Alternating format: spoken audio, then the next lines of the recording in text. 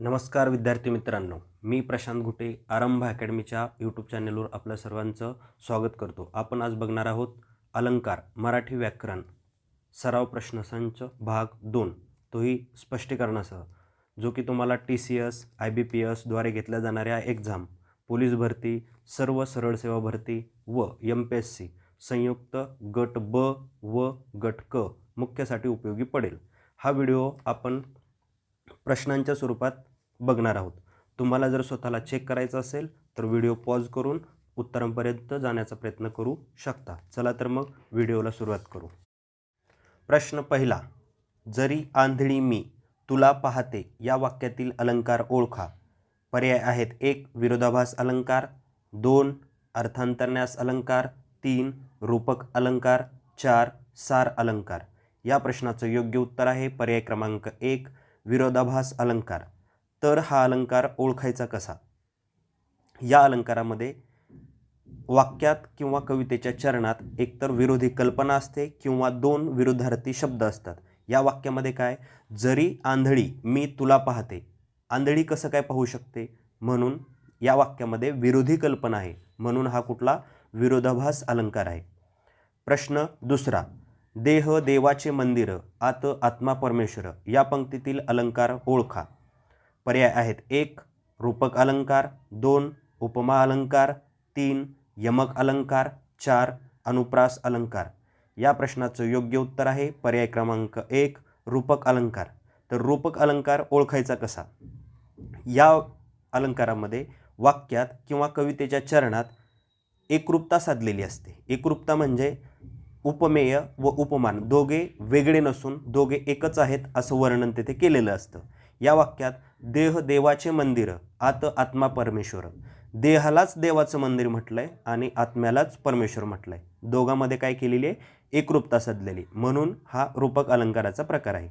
प्रश्न तिसरा, ओठ कशाचे, देठची फुलल्या पारिजातकाचे या वाक्यातील अलंकार ओळखा. पर्याय आहेत: 1. व्यतिरेक अलंकार, 2. रूपक अलंकार, 3. चेतनागुणोक्ती अलंकार, 4. अपन्नुती अलंकार. या प्रश्नाचं योग्य उत्तर आहे पर्याय क्रमांक 4, अपन्नुती अलंकार. अपन्नुती अलंकार ओळखायचा कसा? या वाक्यामध्ये किंवा कवितेच्या चरणामध्ये निगेटिव्ह शब्द किंवा प्रश्नार्थक वाक्य असते. यात बघा, ओठ कशाचे, देठची फुलल्या पारिजातकाचे, कशाचे हा प्रश्नार्थक शब्द आलेला आहे, म्हणून हा अपन्नुती अलंकाराचा प्रकार आहे. प्रश्न चौथा, आकाशातील चांदण्या जणू फुलांची पाखरं या वाक्यातील अलंकार ओळखा. पर्याय आहेत: 1.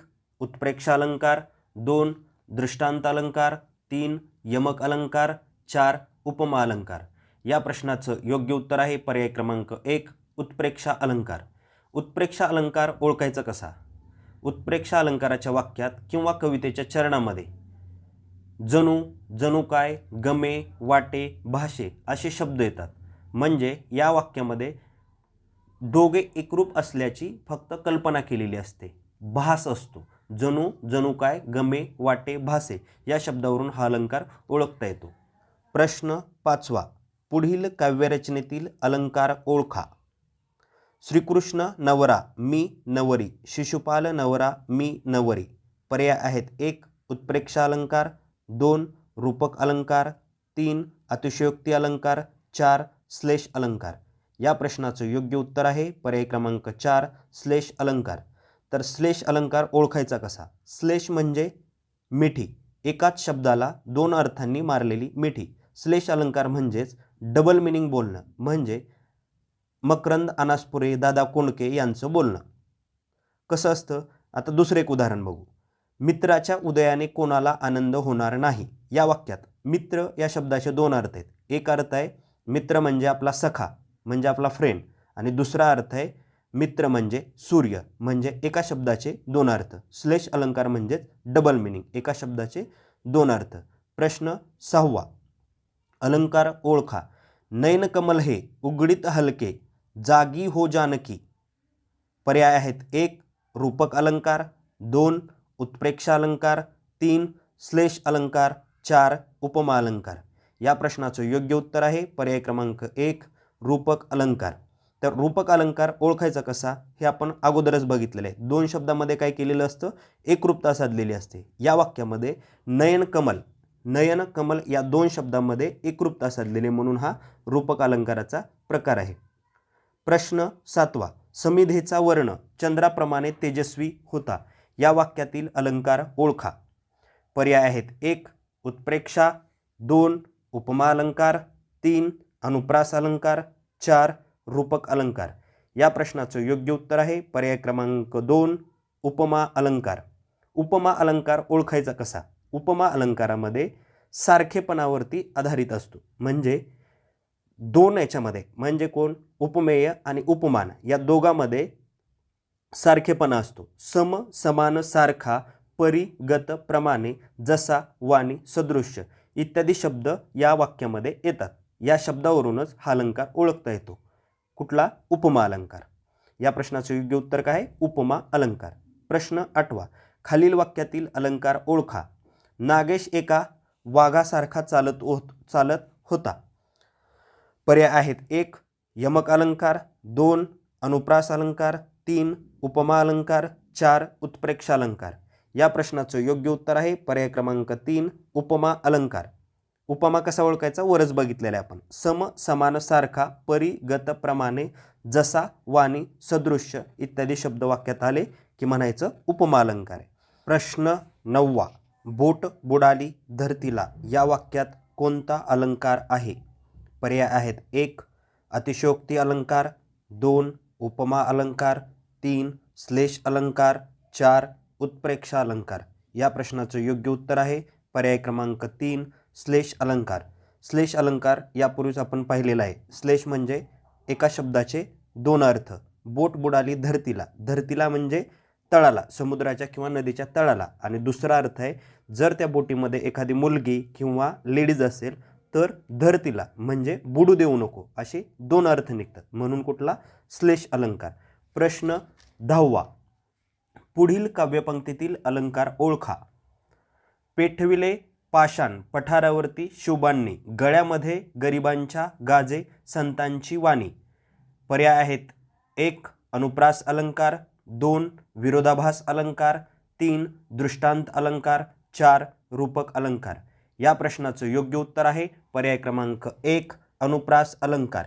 तर अनुप्रास अलंकार ओळखायचा कसा? अनुप्रास अलंकारामध्ये काव्यपंक्तीत किंवा वाक्यात एकाच अक्षराची पुनरावृत्ती होते. वाक्यात कुठंही एकाच अक्षराची काय होते? पुनरावृत्ती होते. या वाक्यात बघा, पेटविले पाषाण पठारावरती शुभांनी, प प प या अक्षराची काय झालेली? पुनरावृत्ती. आणि पुढं गळ्यामध्ये गरिबांच्या गाजे संतांची वाणी, ग ग ग या एका अक्षराची काय झालेली?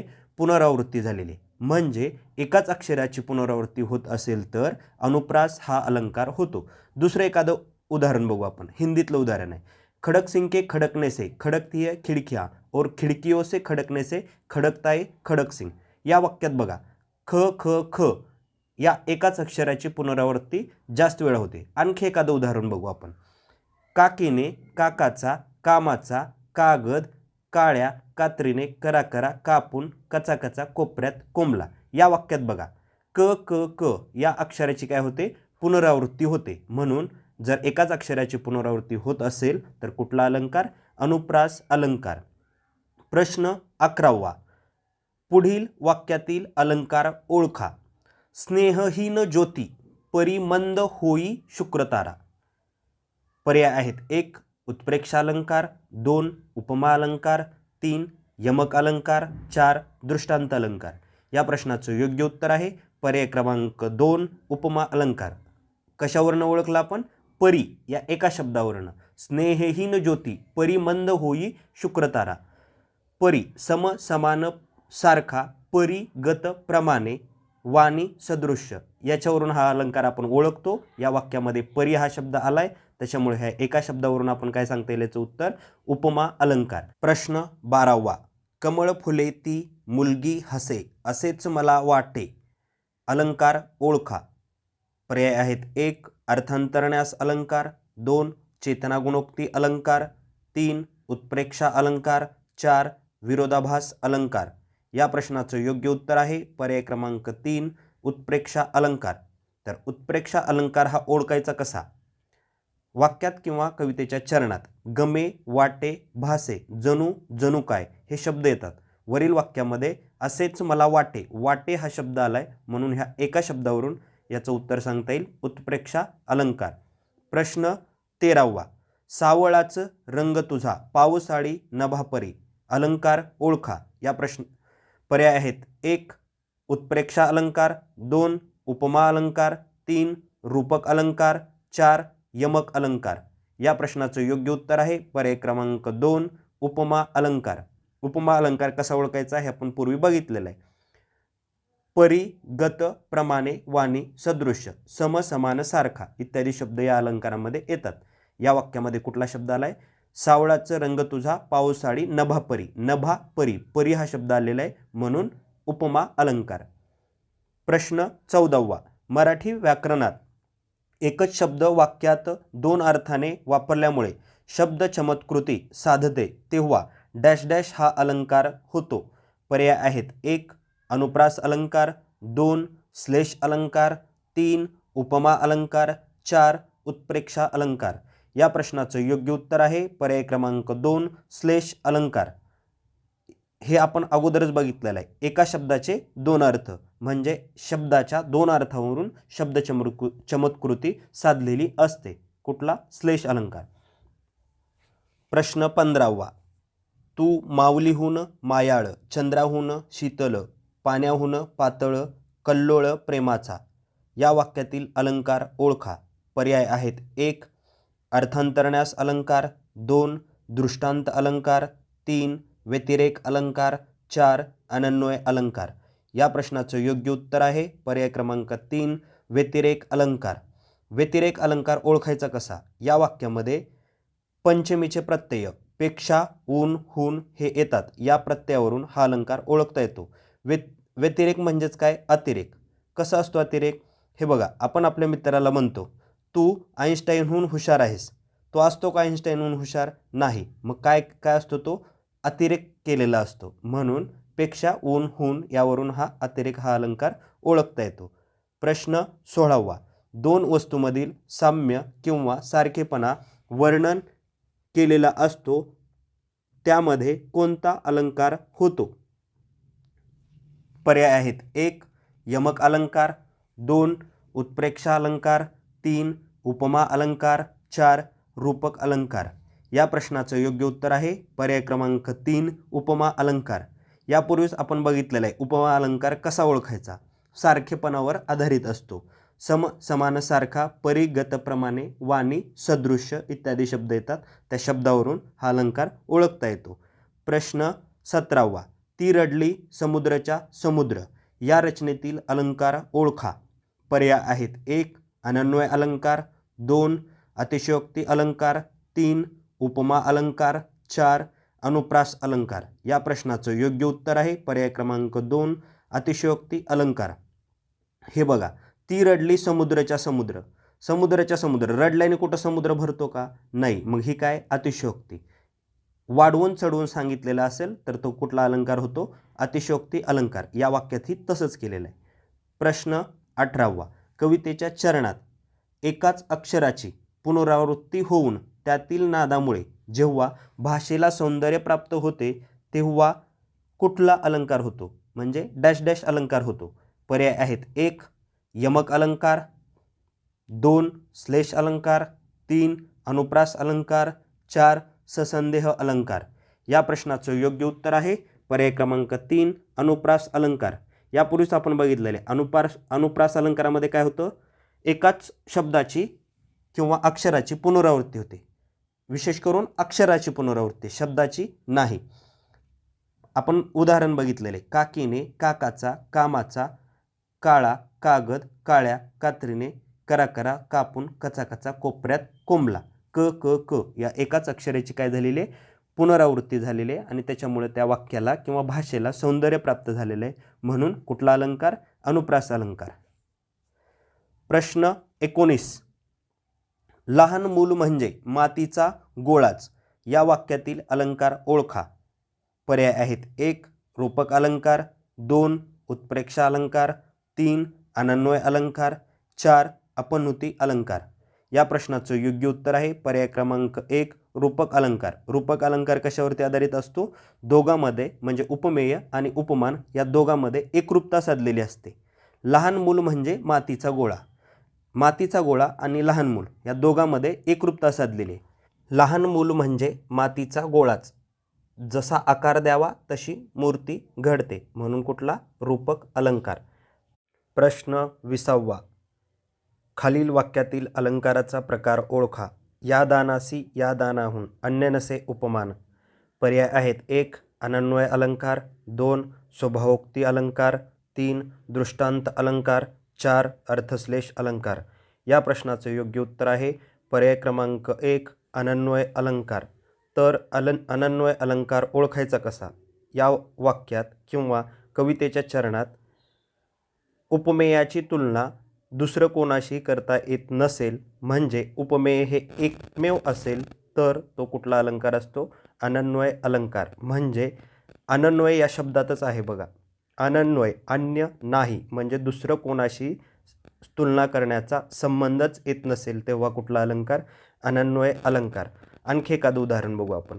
ताजमहल एक जगती तोच त्याच्या परी। म्हणजे ताजमहल काय? एकमेव आहे, जगातील 7 आश्चर्यापैकी एक आहे, त्याची तुलना दुसरं कोणाशी करता येत नाही, म्हणून कुठला अलंकार आहे? हा अनन्वय अलंकार।